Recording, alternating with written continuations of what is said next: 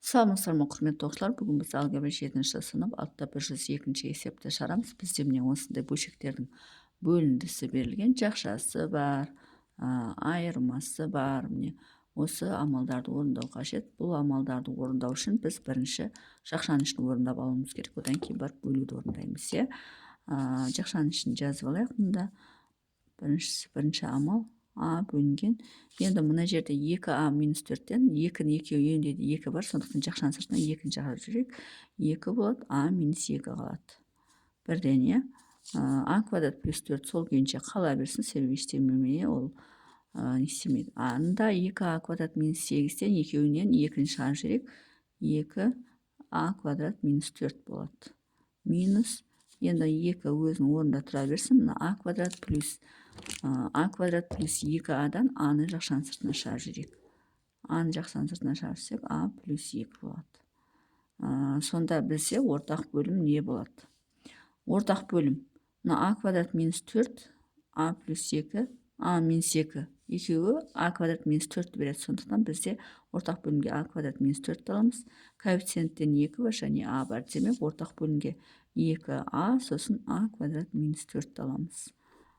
Сонда осы 2а а квадрат минус 4-ті мынаған бөлетін болсақ, онда бізде 2 мен 2 етеді, мұнда а түседі. Сосын жақшаның ішінде бізде а квадрат минус 4 деп отырғанымыз а плюс 2, а минус 2 ғой. А минус 2 қысқарып бізде а плюс 2 түседі. Мұнда 2 кетеді, мұнда а түседі. Аның өзі ғана түседі, себебі мұнда а квадрат минус 4, а квадрат минус 4-ке бөлсек 1 болады. 2-ні 2-ге бөлсек 1 болады, тек қана а түседі. Ал мұнда 2аны аға бөлсек, а мен а қысқарып кетіп 2 қалады. Сосын а плюс 2 қысқараттағын мұнда а минус 2 қалады. А минус 2 болады. Сонда бізде осылай беріледі. Енді осыны бір-біріне көбейтейік. Мына екеуін көбейтетін болсақ, бізде а квадрат болады. А квадрат. Жақшаның ішін сол күйінше жазсақ, а плюс 2 минус. Енді бірден көбейте салайық. А мен а квадрат көбейтсек а куб болады. Жақшаның алдына мен минус а куб болады. А мен 4-ті көбейтсек 4а болады. Жақшаның алдына минуспен минус 4а болады. Мына екеуін көбейтсек 4 болады. Яғни минус 4 болады. Жақшаның ішіндеген а минус 2 деп сол күйінше жаза салайық. Сөйтіп бірден жақшаны содан кейін ашайық. Бөлшектің бөлімі сол күйінше тұра берсін. 2а квадрат минус 4 деп. Енді мына жерде мына екеуін көбейтетін болсақ, а куб болады. Мына мен мынаны көбейтетін болсақ, плюс 2а квадрат болады. Минус а куб, минус 4а. Мына екеуін көбейтетін болсақ, минус 4а. Мына екеуін көбейтетін болсақ, 8, минус 8, ал жақшаның алдына мен плюс 8 болады, яғни плюс 8. Енді біз ұқсас мүшелерін қосамыз. Қосқан кезде мына а куб пен минус а куб жойылады. 2а квадраттың өзі қалады. Сосын 4а мен 4а қосылып минус 8аны береді. Одан кейін плюс 8 болады. Бөлінген 2а а квадрат минус 4 тең. Енді осы жерден мына жерден барлығынан 2-ні жақшаның сыртына шығарып жүрейік. 2-ні жақшаның сыртына шығарып жүрсек, мұнда а квадрат қалады. Мұнда 4а қалады, минус 4а. Мұнда плюс 4 болады. Бөлінген енді бөлшектің бөлімінде 2а а квадрат минус 4. Енді осы жерден 2 мен 2-ні бірден қысқарып тере салайық. Мұнда 2 мен 2 қысқарады.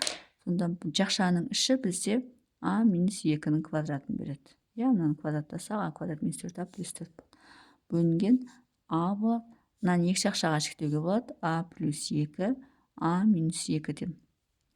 Сонда бізде а минус 2 мен мынаның квадраты келеді. Бөлшектің алымында а минус 2 қалады. Бөлімінде а плюс 2 болады. Демек бізде жақшаның ішін қосқан кезде, азайтқан кезде міне осындай болады. Енді екінші амал бізде мынаны жасайық. А минус 2 бөлінген. Енді мынаның барлығынан 4-ті жақшаның сыртына шығарсақ болады. 4 жақшаның сыртына шығарсақ, а квадрат плюс 4а плюс 4 болады. Бөлу. Енді бізде жақшаның ішінен жаңа мынау шыққан а минус 2 а плюс 2 осыны бөлеміз, яғни а минус 2 а плюс 2. Енді мынаны сол күйінше жазамыз, бірінші мынаны сол күйінше жазамыз, яғни а минус 2 бөлінген 4.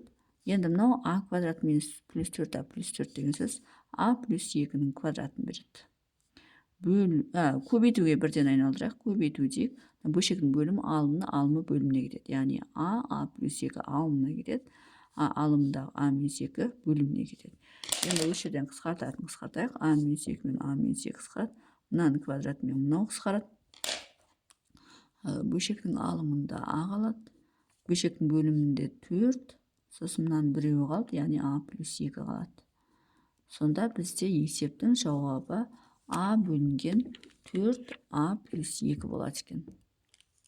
Сонымен есептің шығар жолы осындай. Егер есептің шығар жолы түсінікті болса, бұл бірінші есеп екен ғой, шығарғанымыз. Әлі екіншісі бар екен ғой. Бұл біріншісі екен. 102-ның біріншісі, енді екіншісін шығарамыз. Екіншісін берілген жазып қойын. А минус x деп басталады, сосын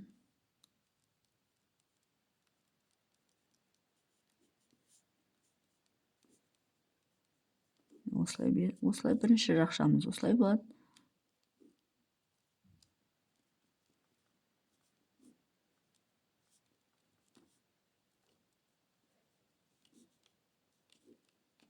Енді бұл жерден жақшаларды бірінші қосып алып, сосын барып бір-біріне көбейтеді екенбіз. Бірінші жақшаны орындайық. Бірінші жақша а минус x бөлінген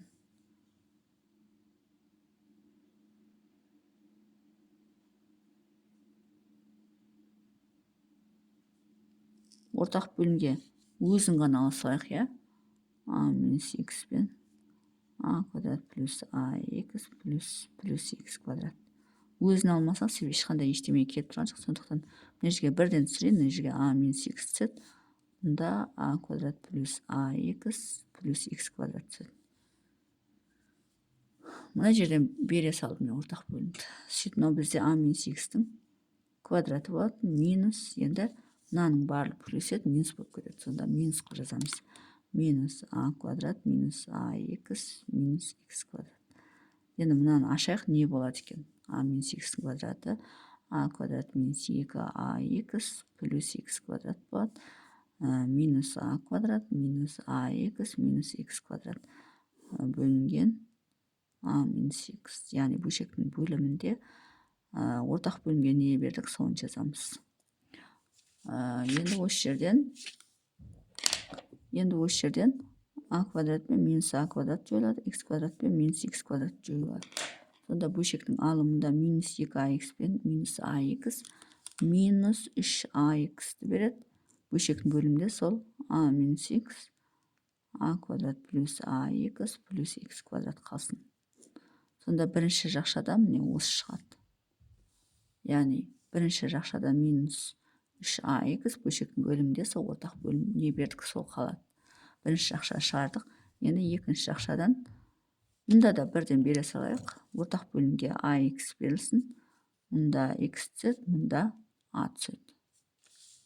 Көрініп тұр ма? Енді x түскен кезде бірден көбейтейік. X-ке 2x көбейтсек 2x квадрат болады. a-ға x-ті көбейтсек ax болады. Мына екеуін көбейтсек 2a квадрат болады. Мына екеуін көбейтсек ax болады. Тең. Енді ұқсас мүшелерді қосамыз. Алымындағы бөлшектің бөлімінде ax қалады. Мұнда 2x квадрат 2a квадрат өзі жазылады. Өйткені ұқсас мүше жоқ. Мұнда мына екеуінен ax қоссақ плюс 2ax болады.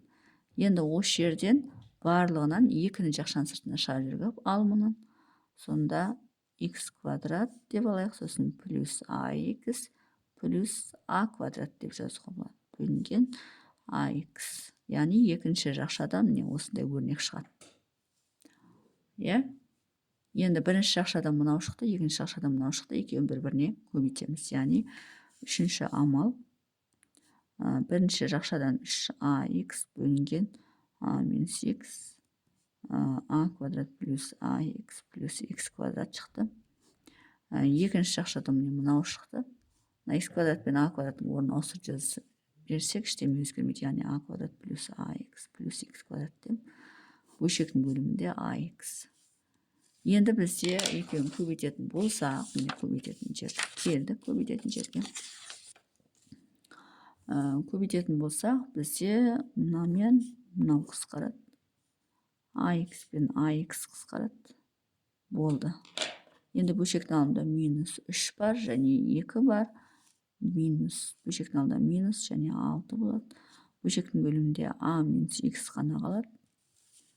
Яғни минус 6 бөлінген а минус х болады. Немесе мына минусты мына бөлшектің бөліміне бөліп жүрсек 6 бөлінген х минус а болады. Сонда бізде есептің жауабы, екінші есептің жауабы 6 бөлінген х минус а болады екен. Сонымен есептің шығар жолы осындай. Егер есептің шығар жолы түсінікті болса, лайк басып, комментарий жазып, каналыма тіркеліп кетсеңіздер болады.